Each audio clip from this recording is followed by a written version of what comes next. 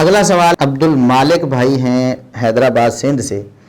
وہ سوال کرتے ہیں کہ ایک شخص کا گھر ہے جس کی مالیت 60 لاکھ روپے ہے اور اس گھر میں رہتا نہیں بلکہ اسے رینٹ پہ دیا ہوا ہے. ماہانہ کرایہ 10,000 روپے حاصل ہوتا ہے.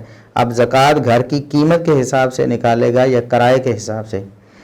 دیکھیے، جو چیزیں رینٹ پہ ہیں، دکانیں ہیں، مکان ہیں یا زمینیں ہیں یا جو بھی چیزیں ہیں، ان کی جو زکوٰۃ ہے وہ آپ نے دینی ہے ان کی بچت کے حساب سے. یعنی کرایہ آتا ہے تو کرایہ آپ کے پاس بچا رہتا ہے اور نصاب کو پہنچنے کے بعد سال پورا ہو جاتا ہے تو اس پر آپ زکوٰۃ دیں گے.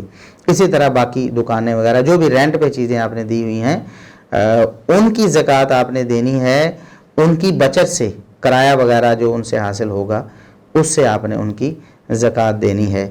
اور اگر آپ نے وہ بطور پراپرٹی رکھا ہوا ہے، مطلب 60 لاکھ آپ نے گھر لے لیا، کہا کہ یہ 60 لاکھ کا گھر میں 60 لاکھ انویسٹ کر لیتا ہوں، گھر لے لیتا ہوں، چلو پڑا رہے گا، ساتھ ساتھ اس کی قیمت بھی بڑھتی رہے گی، تو وہ آپ کا ڈپازٹ ہے اور اس سے آپ کو زکوٰۃ ادا کرنا ہوگی 60 لاکھ کے حساب سے 2,500 روپے پر لاکھ وہ آپ کو زکوٰۃ ادا کرنا ہوگی. لیکن جو چیز اس طرح آ جاتی ہے، کرائے وغیرہ پر دی ہوئی ہوتی ہے، اس پہ جو آپ کو بچت کرائے وغیرہ کی صورت میں آتی ہے اس پر زکوٰۃ ہوگی.